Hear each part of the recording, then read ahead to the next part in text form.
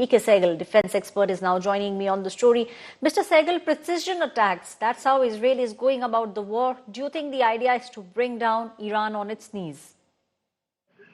I have no idea whether they'll be able to bring down Iran on its knees or not, because they have not, as per America and as per Israeli statements, they have not attacked their oil installations or gas installations, nor have they attacked their nuclear installations.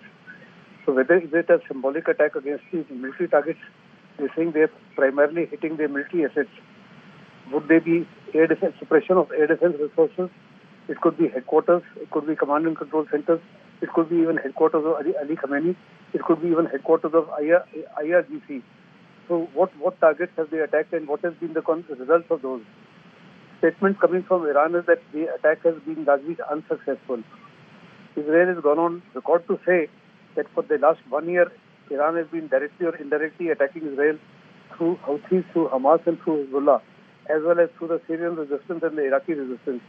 And they have no option but to give it back to them in the manner that they understand. And they whenever Israel attacks, it attacks with a purpose, with the intention of bringing the other side to the knees. But Iran is not a military pushover. They do not have contiguous borders. They're approximately 1,700 to 2,000 kilometers apart. Second thing, Israel is, unlike Houthis and Hamas and Hezbollah and Gaza, where they don't have any air force, Iran has got a very large air force, almost as comparable in terms of numbers as Israel itself. Secondly, it has got very good air defense systems. Then it has got all the satellite inputs from China and Russia, in addition to its own. So under these circumstances, to what extent does Israel really succeed in breaking their back is something that is to be seen. Or is it a symbolic attack only? What America has been saying to Israel, that carry out a symbolic attack wherein you upheld your prestige and yet not cause such devastation to Iran that they've been forced to react and the war becomes much bigger in the Middle East. Even now, I'm very certain that there's bound to be a very strong and fierce Iranian reaction, and the war is going to enlarge. The consequences of this war are going to be felt by everybody and anybody, whether you are participant or you're not participant. Because global warming is going to increase. Look at the amount of bombardment that is taking place already in the Middle East and in Russia and Ukraine. Sehgal. So global warming is increasing. Climate is getting affected. You have severe cyclones coming all over. Frequencies increase. Unprecedented rainfall. Right, Mr. Sehgal, my colleague Gaurav Sawant is also joining us on the broadcast. Gaurav. General Sehgal, welcome on the broadcast.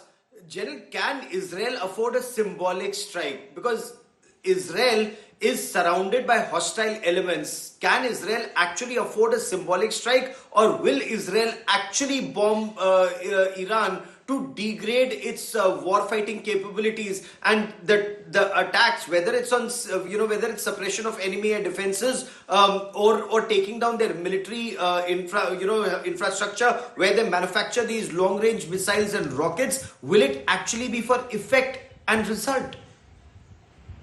This is a very interesting question. As far as Israel is concerned, Israel is wanting to go for the kill.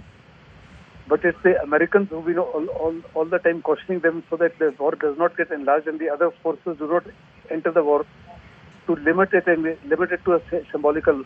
But Israel does what it always wants to do. They do not care about what the American advice is. So Israel apparently is gone in for hitting their military assets. But what are the military assets? I had already enumerated some of them. But what has been the success is something that is yet to be known. Since morning, I've been seeing the CNN, BBC, and Al Jazeera. Nobody's been able to tell what has been the consequence or the result of this attack. But that's notwithstanding, True. Iran is bound to retaliate. How soon that retaliation takes place, one does not know. And the war is definitely going to get enlarged. As far as America is concerned, America has made an announcement that they've not been involved in this war at all, other than providing air defense resources in terms of how to boost up their air defenses. Because of late, if you notice, Hezbollah's rockets and missiles have been succeeding and their Iron Dome system has been failing. Because it's been active for more than 1 year. It requires continuous maintenance and sustenance and repair parts as well as missiles. and there's apparently shortage of all these.